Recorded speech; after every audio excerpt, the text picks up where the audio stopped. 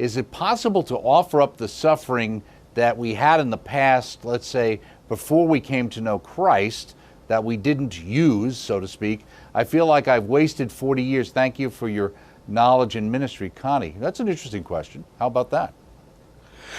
Yeah, I mean, Connie, I'm in complete agreement with that statement.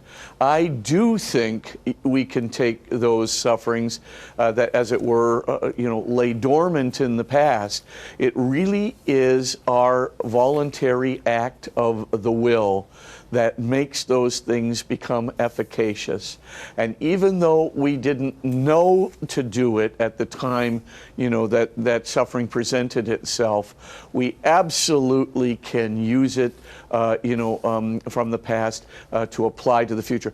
If you take a look at the diaries there of Saint Therese of Lisieux, it's very clear that she does that herself. That when she becomes very lucid about suffering as a vocation in her own life, she becomes very, very lucid about also how to take those sufferings from the past and bring them into the present, into a grace of the present, which can be used for the good of the kingdom of God, for the good of the people she knows, the good of others now. Mm-hmm. So yes, and that's not just Saint Therese of Lisieux.